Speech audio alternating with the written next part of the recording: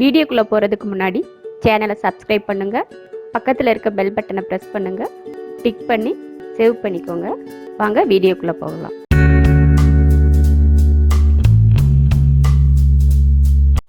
மாதுளம்பழம் ஜூஸ் போட போகிறோம். ஒரு மாதுளம்பழத்தை உரித்து எடுத்து வச்சுருக்கேன். ஒரு கிளாஸ் ஜூஸ் தான் போட போகிறோம், அதனால் ஒன்று எடுத்திருக்கேன். கொஞ்சம் சர்க்கரை, பழத்தில் இனிப்பு இல்லைன்னா கொஞ்சம் சர்க்கரை சேர்த்துக்கலாம். பால் எல்லாம் ஊற்றுறதில்ல, பால் இல்லாமல் வெறும் மாதுளம்பழ ஜூஸ் மட்டும் போட போகிறோம், பால் ஊற்றாமல். இப்போ எப்படி போடுறதுன்னு பார்க்கலாம். மிக்ஸி ஜாரில் மாதுளம்பழத்தை போட்டுட்டேன்.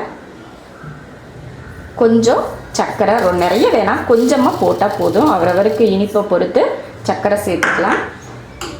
ஒரு அரை கிளாஸ் தண்ணி சேர்த்துக்கலாம். 4 ஐஸ் க்யூப் சேர்த்துக்கலாம்.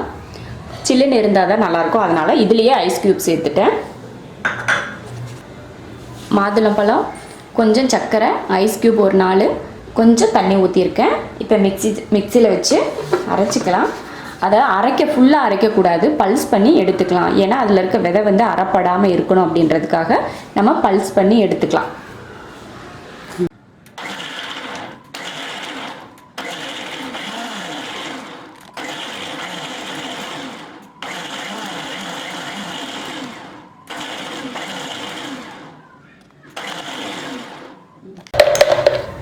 இந்த மாதிரி விதையெல்லாம் தனியாக இருக்கிற போல் பல்ஸ் பண்ணி எடுத்தால் தான் அப்படி தனியாக இருக்கும். விதை அரைச்சிட்டோம்னா விதையெல்லாம் சேர்ந்து அரைஞ்சிரும். இப்போ இதை வடிகட்டிக்கலாம்.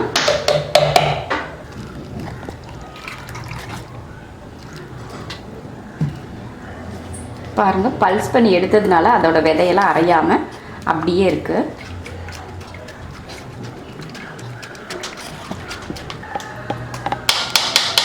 வடிகட்டியாச்சு. ஜூஸ் ரெடி ஆயிடுச்சு. இப்போ கிளாஸ்க்கு மாற்றிக்கலாம்.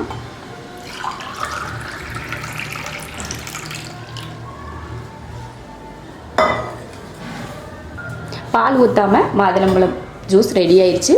ஒரு சிலருக்கு பால் பிடிக்கும், சிலருக்கு பிடிக்காமல் இருக்கும். பால் ஊற்றினா தான் ஜூஸ் போட முடியும் அப்படின்னு நினைக்காம பால் இல்லாமையும் மாதுளம்பழம் ஜூஸ் போட்டு குடிக்கலாம். நீங்களும் இது போல் ஜூஸ் போட்டு குடிச்சு பாருங்கள், ரொம்ப நல்லாயிருக்கும். பால் ஊற்றி குடிக்கிறதுக்கும் இதுக்கும் கொஞ்சம் வித்தியாசம் இருக்கும்.